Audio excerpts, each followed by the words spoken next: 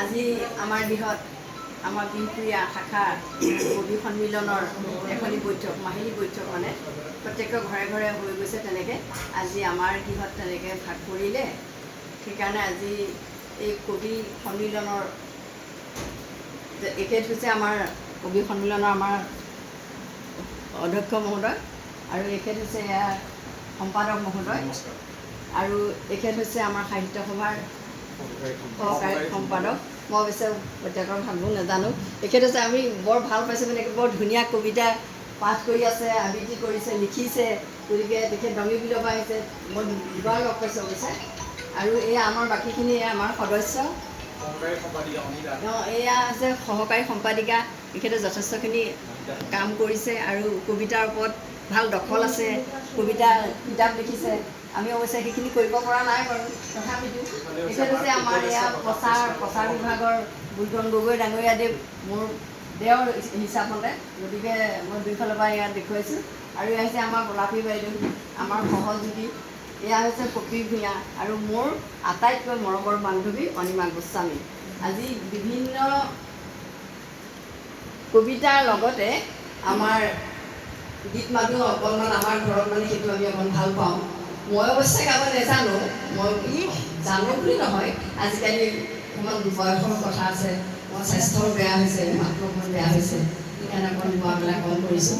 তথাপিতো অকণমান আজি আপোনালোকৰ মাজতে হঠাতে গাই দিলোঁ। গতিকে গীত মাতো বহুত চলিলে, বিয়ানাম গাইছে, নিচুকনি, যিটো আমাৰ পুৰণা বস্তু নিচুকনি গীত আচলতে আমাৰ সমাজৰ পৰা প্ৰায়ে নাইকিয়া হৈছিলে। মোক এটা প্ৰবন্ধ লিখিবলৈ দিছিলে, তাত মই এটা কথা নাজানিছিলোঁ, আই নামৰ বিষয়ে মই তেতিয়া নাজানিছিলোঁ। মই আই নাম কেনেকৈ গায় সেই বস্তুটো মই নাজানিছিলোঁ। বাকী বাৰু নিচুকনি গীত আমি হাইস্কুলত থাকোঁতে গাইছিলোঁ, গাওঁ। এতিয়াও মই ভাল পাওঁ নিচুকনি গীত। আমাৰ নাতিক বাইদেউ যেনেকৈ অমলাইছে, ময়ো তেনেকৈ নাতিক অমলাও সেইকেইটা গান গাই গাই। সেইকেইটা আমাৰ পুৰণা, যেনেকৈ আমাৰ আইতাহঁতৰ দিনৰ পৰা বাগৰি আহিছে, আমি মাৰ পৰা শুনিছোঁ।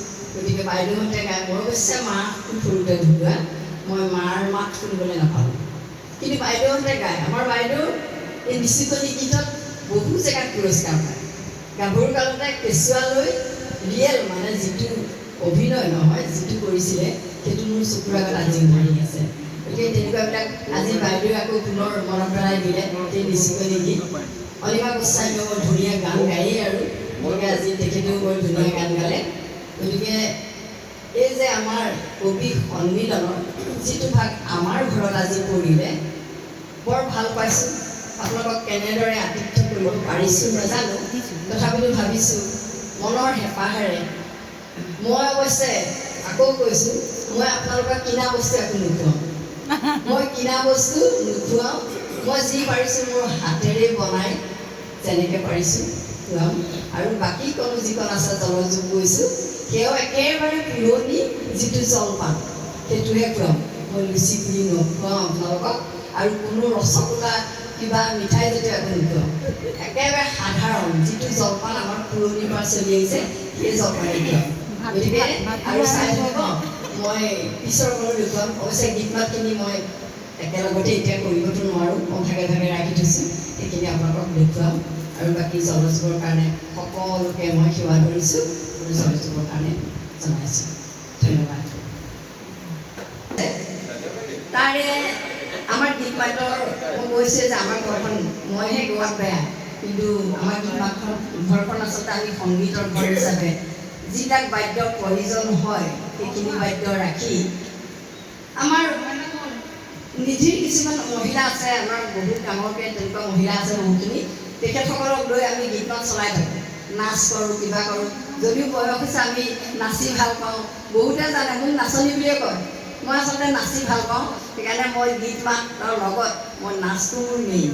সেইকাৰণে বহুখিনি মহিলা গোটাই মই এই নাচ শিকাইছোঁ। আমি তেনেকুৱাখিনি ভিডিঅ' বহুতখিনি কৰি আছোঁ। আৰু আজিৰ অনুষ্ঠানত আপোনালোকক সংগীতৰ যি আমোদ দিছিলে, সেই আমোদৰ ভিতৰত আজি বাদ্যযন্ত্ৰত আমাৰ অনন্ত বৰা সান্দহখোৱাৰ, এওঁ ভাইটি মৰমৰ, মোৰ আগতো এবাৰ অকণমান অনুষ্ঠানত তেওঁ বৰ সহায় কৰি থৈ গৈছে। আকৌ পুনৰ আজি লগ পালোঁ, বেলেগ এজনৰ যোগেদি মই তেখেতক আজি লগ পালোঁ, ভাল লাগিলে।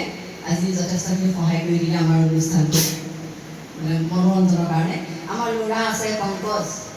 পংকজ বৰুৱাই গান এটা গাইছে, সেইখিনি আপোনালোকক মই দেখুৱাব পাৰোঁ। গান এটা গাইছে আৰু আমাৰ ভণ্টি এলিছা তাইও গাইছে, বৰ সুন্দৰ গান গাই তাই, মিউজিকৰ ছোৱালী। গতিকে এইখিনি আমাৰ যথেষ্টখিনি মিউজিকৰ হৈ গৈছে, গতিকে দেখুৱাইছোঁ। এতিয়া মই মানে ব্যৱস্থা কৰোঁগৈ, গতিকে দেখুৱাই